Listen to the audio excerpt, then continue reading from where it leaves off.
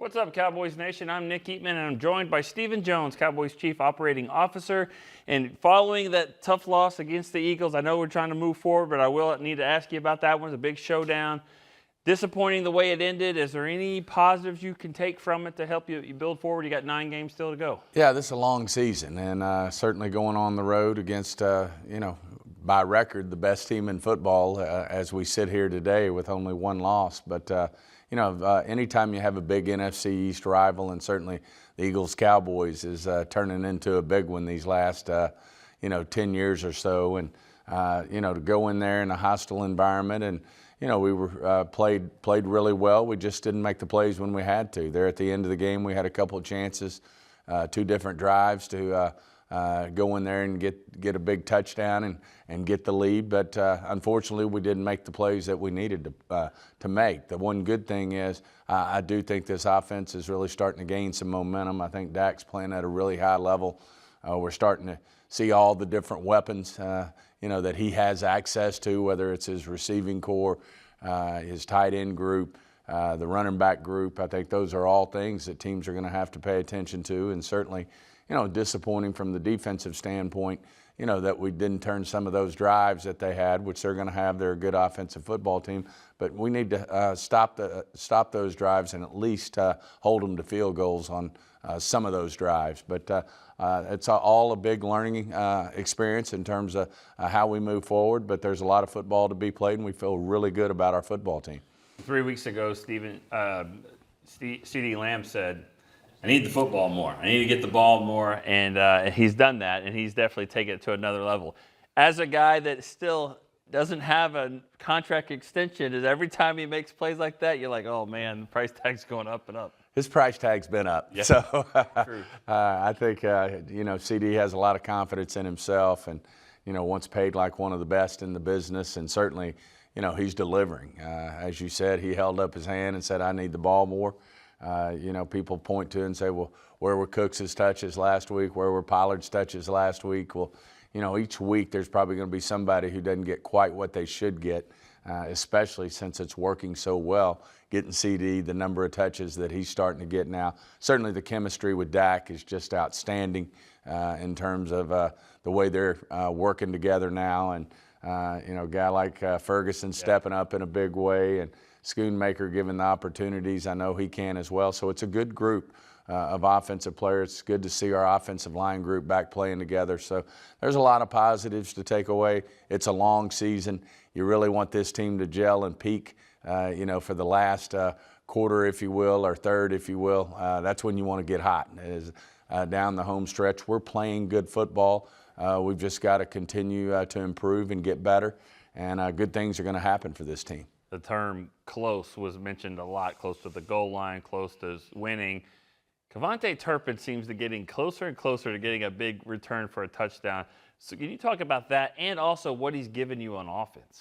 Well, he's just an explosive player, and like you said, he's a little snake bit right now. It seems like he's loose, and then I know he took one to the house and we had a penalty, and he's just an explosive type player. And, the great news, too, as you mentioned, weapons. I didn't throw him in there.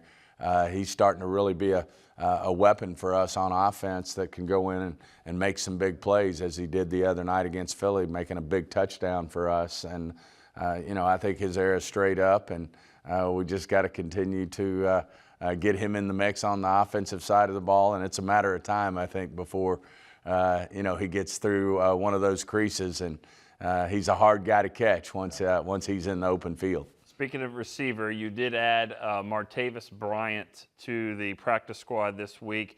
What is the decision behind that, and what do you see from him for his role right away? Well, anytime we see a guy with a pedigree like that he just got coming off a suspension, was in that type of situation, and when we saw a chance there to get a different body type than we have currently on our roster. He's a big man who runs real fast, and we don't really have that on our roster right now. So it's worth a shot for us to bring him in here.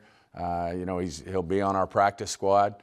Certainly, he's got a lot to show us because we got a good group of receivers both on our active and on our practice squad. So He'll need to show up, but he does bring a body type that we don't have that can bring some physicality to that receiving group, on slants and go routes and things of that nature, which he was really successful before he ran into, his suspension issues. You got the Giants coming up this week, the team you defeated 40-0 in week 1, and then they've had a lot of injury situations, a quarterback. It's been a struggle for them. Do you look at a game like the Cardinals back in week 3 and go, hey, we can't look past anybody, everybody can beat anyone here, and kind of take that mindset going into this? Absolutely. I mean, the first minute you start to take that mindset, you're in trouble in this league. They pay their guys. They have good backup quarterbacks. They have good players where they have injuries. We've had our share of injuries. Anytime you play in the East, whether it's the Eagles, whether it's the Commanders, whether it's the Giants, you better be ready to play football. And certainly I know the Giants are going to come in here and, with their backs to the wall a little bit with their quarterback out now. But we better come with our A game because, like I said, you strap up in the NFC East, anything can happen.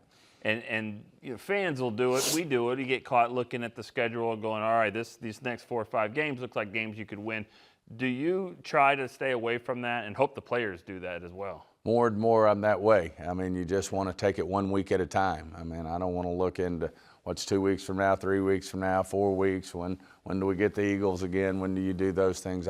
You just don't want to look at that because you know exactly what can happen if you don't stay totally laser focused on the task at hand. And we've got a big task. We're playing the New York Football Giants here at AT&T Stadium. Now, hats off to our fans. We're on a streak here of winning football games at AT&T. It's really become a great home field for us. We got a taste of what it's like to be on the road in a hostile environment last week. We certainly hope we deal that to the Giants Sunday with our fans because they've done such a great job of creating this home field advantage for us at AT&T Stadium. Definitely a big advantage at AT&T Stadium. Won 11 straight, looking for 12 straight. And we appreciate you coming by. We know you're busy. We appreciate you always coming by and giving us the scoop. Always great being on. All right, that's Stephen Jones, Cowboys Chief Operating Officer. We'll see you next time on DallasCowboys.com.